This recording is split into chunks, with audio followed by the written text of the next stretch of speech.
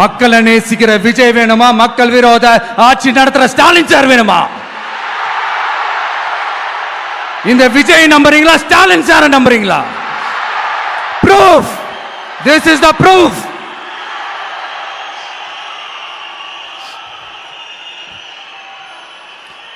இந்த தீய சக்தி, ஊழல் சக்தி, இதெல்லாம் ஏன் சொல்றோம், எதுக்கு சொல்றோம், யாரை சொல்றோன்றதெல்லாம் மக்களுக்கு தெளிவா தெரியும். அதே மாதிரி டிவிகேவுக்கு போட்டி டிஎம்கே தான்றதும் மக்களுக்கு தெளிவா தெரியும். அப்படி இருக்கும்போது நாம ஏதாவது பேசினா வாண்டடா சில பேர் வந்து வண்டியில ஏறி உட்காந்துக்கிறாங்க. ஆமா, வாண்டடா சில பேர் வண்டியில ஏறி உட்கார்ந்துக்கிட்டு குரல் கொடுக்கறாங்க. சீரியஸா ஒரு போட்டி நடந்துகிட்டு இருக்கும் போது இங்க காமெடிக்கெல்லாம் இடம் இல்லை பாஸ். இதெல்லாம் மக்களுக்கு தெளிவா தெரியும். இந்த நேரத்தில் ஒரு சீரியஸ் கேள்விய இன்னைக்கு இருக்கிற மிகப்பெரிய அரசியல்வாதிங்க கிட்ட கேட்கணும்னு நான் நினைக்கிறேன். நீங்க அரசியலுக்கு வர்றதுக்கு முன்னாடி உங்ககிட்ட இருந்த சொத்து எவ்வளோ?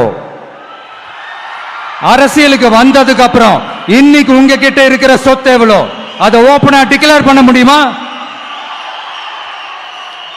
அப்படி வந்த காசெல்லாம் என்னென்ன தொழில் செஞ்சு வந்துச்சு, என்ன வேலை செஞ்சு வந்துச்சு, உண்மையிலே நீங்க உழைச்சி சம்பாதிச்ச காசா, இல்ல ஆட்சி அதிகாரத்துக்கு வந்ததுக்கு அப்புறம் ஆட்டைய போட்ட காசா? இதெல்லாம் ஓபனா டிக்ளேர் பண்ண முடியுமா? இதெல்லாம் நம்ம கேட்டா எல்லா ஊழல்வாதிகளும் ஒன்னா சேர்ந்து நம்ம மேல சேத்தவாரி வீசுவாங்க. அதை பத்தியெல்லாம் நமக்கு கவலை இல்லை. ஏன்னா நாம யாருன்னு மக்களுக்கு நல்லாவே தெரியும். எனக்கு ஒரு புது ஃப்ரெண்ட், புது நண்பர் ஒருத்தர் கிடைச்சிருக்காரு. யார் தெரியுமா? தெரியாதா? முதல்வர் அவர்கள் தான். இப்போ ஒரு நிருபர் ஒருத்தர் கேட்ட கேள்விக்கு எனக்கு எதிரிகள்லாம் யாரும் இல்லை, அவங்க எல்லாருமே எனக்கு நண்பர்கள் தான் அப்படின்னு சொன்னாங்களே. அப்படி நாங்கெல்லாம் உங்களுக்கு நண்பர்கள்னா அப்புறம் ஏன் சார் கரூர் விஷயத்துல ஏன் மேல பழி தூக்கி போட்டீங்க?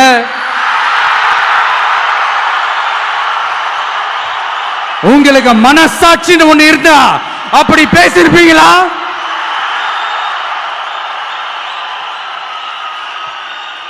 அப்படி நாங்களாம் உங்களுக்கு நண்பர்கள்னா ஒரு ஈவென்ட், ஒரு ஃபங்க்ஷன் நடத்துறதுக்கு ஒரு இடமோ ஒரு பர்மிஷனோ ஏன் கொடுக்க மாட்டேன்றீங்க?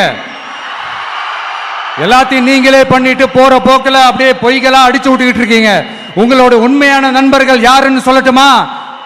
லஞ்சம், ஊழல், அரசியல் ஆதாயம், இதெல்லாம் தான் உங்களோட உண்மையான நண்பர்கள். பர்சனலா நீங்க எப்படி வேணா இருந்துக்கங்க சார், நமக்கு அதை பத்தி கவலை இல்லை, நமக்கு அது அவசியமும் இல்லை. ஆனா உங்க ஆட்சி தான் தப்பான ஆட்சி, தமிழ்நாட்டுக்கு தேவையில்லாத ஆட்சி. கொஞ்ச நாளைக்கு முன்னாடி கற்பனையா ஒரு விஷயம் ஒன்று சொன்னேன். இந்த முதல்வர் கூட விசில் சின்னத்துக்கு தான் வாக்களிப்பாரு அப்படின்ட்டு கற்பனையா ஒன்று சொன்னேன்.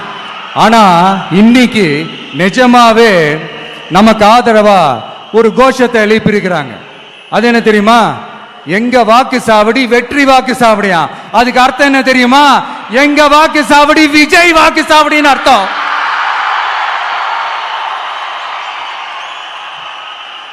அது சரி, மக்களோட இந்த ஆதரவை பார்த்துட்டு அவர் அறியாமலே எப்படி பேசிட்டாரு என்னமோ தெரியல. 50 வருஷம் எக்ஸ்பீரியன்ஸ் அரசியல்ல, உண்மை என்னன்னு ஒத்துக்கிட்டு தானே ஆகணும்.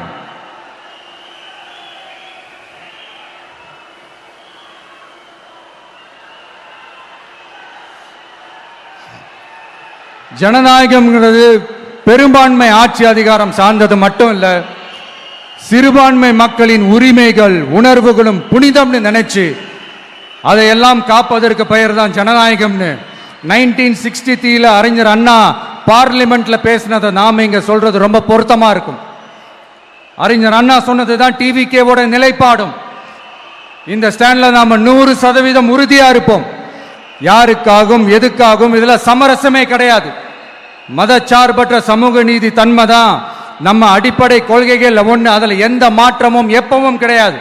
ஆனா இதெல்லாம் மறந்துட்டு எப்படியாவது எதையாவது செஞ்சு ஓட்டு வாங்குறதுக்காகவே இங்க சில பேர் இருக்கிறாங்க.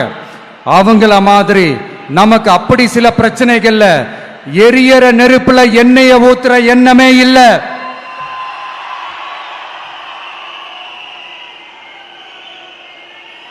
இங்க சில அரசியல் கட்சிகளும் சில அரசியல் தலைவர்களும் ஒரு சில நேரங்களில் அமைதியா இருந்தாலே போதும், ஒரு பிரச்சனையும் வராது.